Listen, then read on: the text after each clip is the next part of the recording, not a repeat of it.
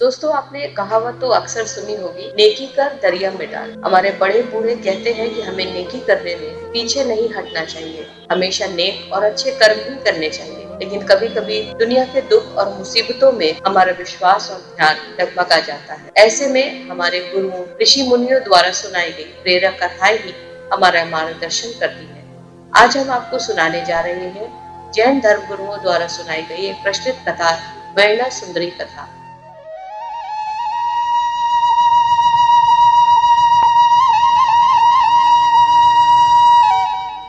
बहुत समय पहले की बात है। उज्जैन नगर में महाप्रतापी प्रजापाल नामक राजा राज्य कर रहे थे। उनकी दो रानियां थी और दोनों रानियों से एक एक पुत्री थी। पहली रानी का नाम सौभाग्य सुंदरी था, जिसकी एक पुत्री सुर सुंदरी थी, जो स्वभाव से मिथ्यावत को मानने वाली थी। वहीं दूसरी रानी का नाम रूप सुंदरी था, जिसकी पुत्री मैना सुंदरी थी, जो समतत्व को धारण किए हुए थी।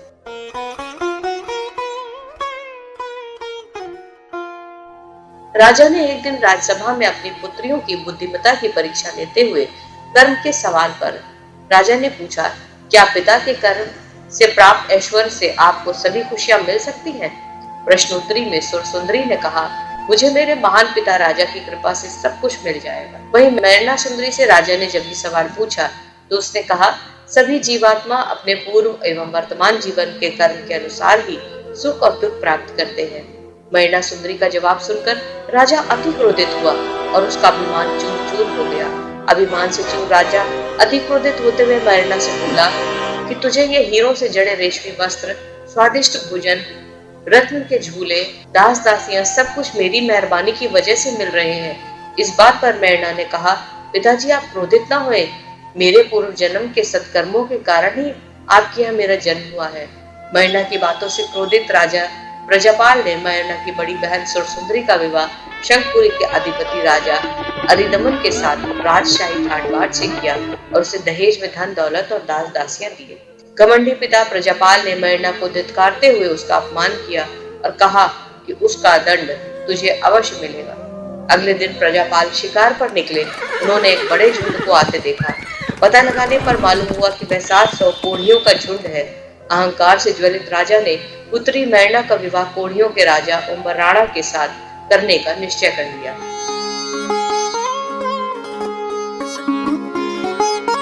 सोचने लगा, मैना कर्म कर्म करती है, वह कर्म का प्रत्यक्ष फल प्राप्त करे।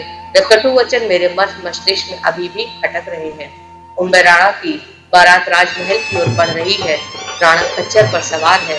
कौतूहल का माहौल है। सभी रोग से क्षीण है। कोई लंगड़ा लूला है। कईयों के शरीर पर घाव है।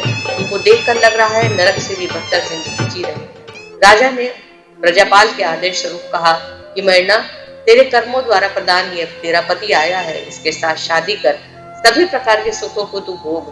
कर्म आधारित भाग्य पर भरोसा करने वाली मैना सुंदरी ने क्षण भर भी विलंब किए बिना कद्दर से कराहते हुए कोढ़ियों के गले में वरमाला अर्पित कर उसे पति के रूप में स्वीकार कर लिया।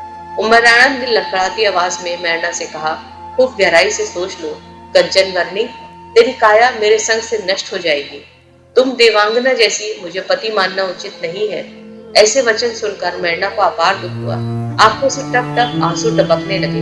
पति के चरणों में गिरकर बोली, हे प्राणेश्वर, आप क्या बोल रहे हैं? जैसे सूर्य पश्चिम दिशा से नहीं उगता, ठीक वैसी ही सती स्त्रियां अपने पति धर्म से कभी नहीं डगमगाती। श्रीपाल कुमार राजा के घर जन्म लेकर भी पूर्ण रोग से ग्रसित क्यों? सच्चाई में श्रीपाल राजा पूर्व भव में हिरण्यपुर नगर के राजा थे, जिनका नाम श्रीकांत था, जिन्हें शिकार का व्यसन था।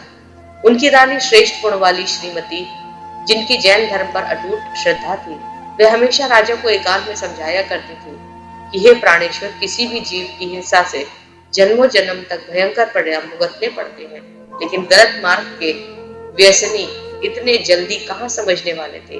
एक दिन 700 लोगों की टोली के साथ राजा शिकार के लिए भयंकर जंगल में गए। वह ध्यान में खड़े एक मुनिराज को देखकर सभी व्यंग के साथ कहने लगे, यह तो किसी रोग से ग्रसित है, इसे मारो मारो। राजा के मुख से निकलते ही सभी ने मिलकर मुनिराज को मारते मारते लहूलुहान कर दिया। इस दृश्य को देख राजा श्रीकांत आनंद रस में डूब गए। मुनिवर ने तो समता भाव में लीन होकर आत्म कल्याण किया। उधर धर्मानुरागी श्रीमती के बारंबार अनंत बार समझाते रहने से अंततः श्रीकांत को पूर्व गुण के उदय से अपने कुकृत्य कार्यों का एहसास हुआ और उसने महापाप का प्रायश्चित करते करते संयम दीक्षा धारण की। जिन शासन के नव पदों की आराधना करते हुए श्रीकांत के जीव ने मृत्यु के उपरांत श्रीपाल राजा के भव में जन्म लिया, पूर्व पूर्ण एवं कठोर पश्चाताप से राजा के यहाँ उम्बराणा का जन्म हुआ। प्रातःकाल होने पर मरना ने अपनी पति से कहा, हे प्राणेश्वर, चलो अपने भगवान आदिनाथ के मंदिर जाकर युगा देव के दर्शन करें। दोनों ने मंदिर जाके भगवान की पूजा की।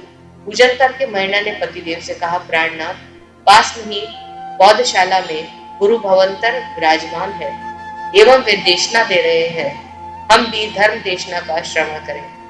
देशना के उपरांत मरना ने गुरुदेव को विनती करते हुए कहा, गुरुदेव, शास्त्रों में तो देखकर ऐसा कोई उपाय बताइए जिससे इस श्रावक के देह का कोढ़ रोग नष्ट हो जाए। तब आचार्य बोले, यंत्र तंत्र जड़ी बूटी औषधि आदि उपचार बताया, जय साधुओं का आचार नहीं। गुरुदेव ने अगम को देखकर मरना को कहा, श्री सिद्ध चक्र जी के पट की स्थापना कर नवपथ की आराधना ध्यान पूजन करें। इस तप की विशुद्धि आराधना से रोग दुख दुर्भाग्य सभी शांत हो जाते हैं। पूजन के पश्चात पक्षाल को लगाने से 18 प्रकार के कोढ़ रोगों का नाश होता है। गुमड़े एवं घाव भी अच्छे हो जाते हैं। और जिन गुरु मुनि चंद्र सुरेश्वर जी ने मरना को श्री सिद्ध चक्र जी का यंत्र बना कर दिया एवं संपूर्ण विधि समझाकर शुभ आशीष स्वरूप वाक्षेप प्रदान किया, दोनों ने वहीं रहकर गुरुदेव की निश्रा में विधि का 9 दिनों तक पालन किया। आयंबल के प्रथम दिन से सकारात्मक परिणाम देखने को मिले। 9वें दिन की आराधना पूर्ण होते होते उम्बराणा के सभी प्रकार के रोग नष्ट हुए और राणा ने एक तेजस्वी कांतिमय राजकुमार श्रीपाल का रूप फिर से धारण कर लिया। कुछ समय बाद श्रीपाल मरना सुंदरी दोनों गुरुदेव से आज्ञा प्राप्त कर घर गए। वहां कई वर्षों से इंतजार करते श्रीपाल की माता का दिल उन्हें देखकर बहुत प्रफुल्लित हुआ।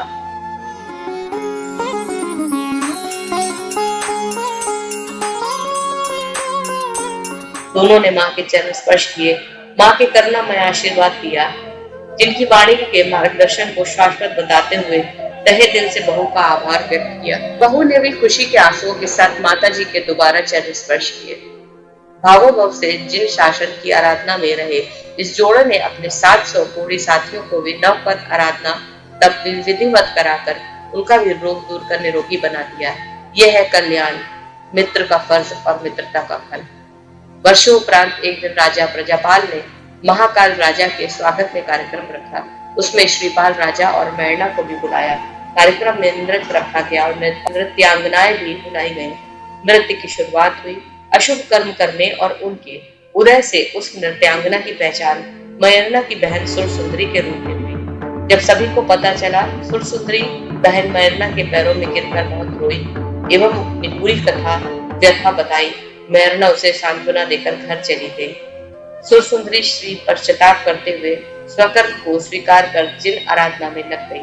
आदरणीय मित्रों, हम सभी ने इस कथा के माध्यम से स्वकर्म के सिद्धांत को समझा, जो शाश्वत है, केवली भाषित है। उसे समझना और अनुकरण करना ही आत्म कल्याण का मार्ग है।